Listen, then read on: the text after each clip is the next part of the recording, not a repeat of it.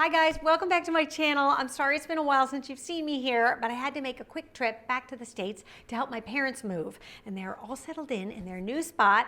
I'm back here over my jet lag and ready to share a new recipe for you. So today I'm going to show you how to make this fantastic chocolate and pear tart. It's rich and fudgy and chocolatey, and it's the perfect combination with the sweet, tender pears. Let me show you how to make it. So the first thing you want to do is get out a saucepan to melt the chocolate and the butter.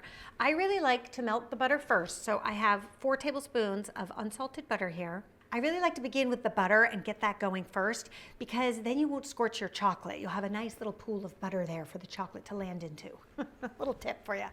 Then it has taken me some time to just learn all the new ingredients here in France, I have to be honest. And I have been struggling for a while with the right type of chocolate to use for brownies. And I found it. So if you're here in France or if you're also transplant, this Nestlé Noir is the perfect substitute for what I typically use in the US, which is the Ghirardelli 70% dark chocolate. So if you're in the US, go ahead and use that. And if you're here in Europe and you can find this, use this one. Then we're gonna add 100 grams of this dark chocolate. Just break it into pieces because it'll be easier to melt that way. Then once it's all melted, you can set that aside to cool. Then you wanna add 2 eggs into a medium, oopsie. I must be a little rusty after 3 weeks. And a 1/2 cup of sugar, and then you can whisk that all up until it's combined. And then at this point, you can add a teaspoon of vanilla extract. Now, while I was back in the States, I had to get my Trader Joe's alcohol-free pure vanilla flavor extract. I love this vanilla extract. I think it's great. And for the price, you can't beat it. So I put 2 of them in my little toiletry bag and carted it back.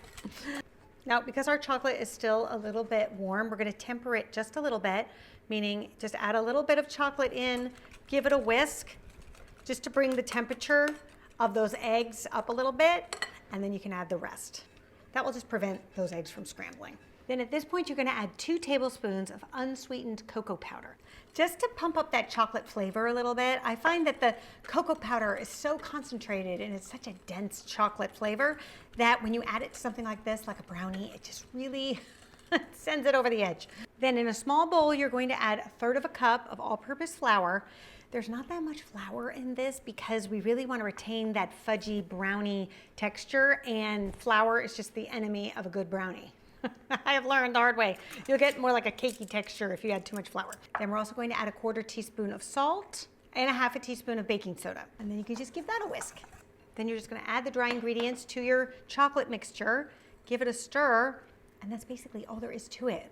Now let's talk about the pears. So anytime I'm baking something with pears, I always like to use the canned pears or the jarred pears versus a fresh pear, because that way you're just assured a very tender pear. So our brownie isn't gonna take very long to bake, probably about 30 minutes or so, and it would probably take about an hour to get a fresh pear to be this tender. So I just like to use the canned pears because you're already there. But one thing I do like to do is take out the pears from the tin and pick the 4 or 5 that are going to be the same size, because that will just make your tart look a little bit prettier and will also help everything kind of bake at the same rate. So you can see, like, I have larger pears and smaller pears, and I always buy a backup can like this.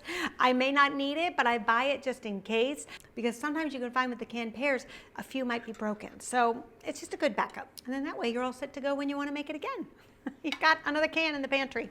Then you can save the rest of your pears for snacking. I think they're really delicious in some warm oatmeal in the morning with some walnuts. Quite a good combo. Now, I am going to be baking this in a rectangular tart tin.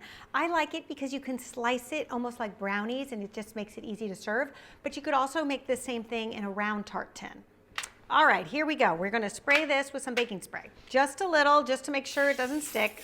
Then go ahead and add the brownie batter into your tin. Smooth it out with a spatula, getting it into all the corners, and then using gravity as a tool.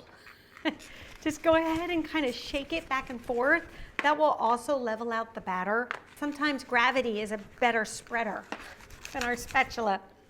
Then, starting at one end, leave yourself about 1/4 of an inch at the edge, and then 1/4 of an inch in between each pear. All right, then I also like to add a little bit of chopped walnuts on top, because they go great with the brownie and they're also a really nice complement with the pear. Then you can just add the walnuts just to the brownie part, leaving the pear exposed. Then we're gonna bake our tart at 350 degrees Fahrenheit for just about 30 to 35 minutes. You'll know that it's done when the brownie gets risen up a little bit and it looks set and there's no more moisture in between the pears. Now I would let this tart cool for at least an hour just to set up because it's a little bit fragile at this state, and if you go to try to release it at this point, it could crumble on you. So it'll smell divine and you'll want to dig right into it, but I would let it cool because your beautiful tart will just be all the better for it.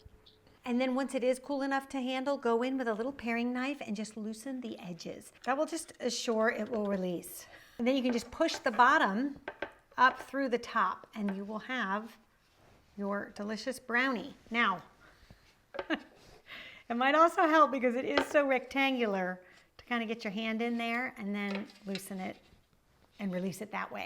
I also just like to serve this right on a cutting board because it makes it super easy to slice and serve. It's funny, one of the things I've had to get used to here in France is you get a lot of drop-in visitors. I didn't experience that in LA because it's such a city that is so spread out. People don't just really drop on by.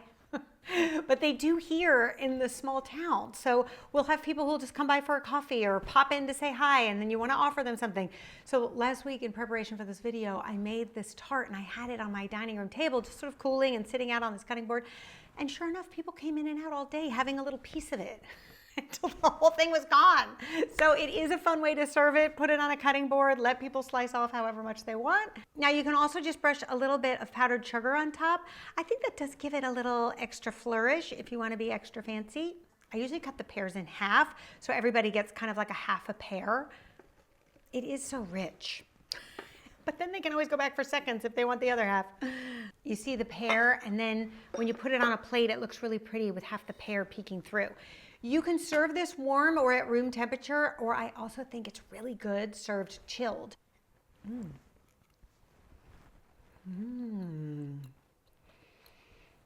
know what makes this so good? Here's a little tip for you if you'd like to develop recipes.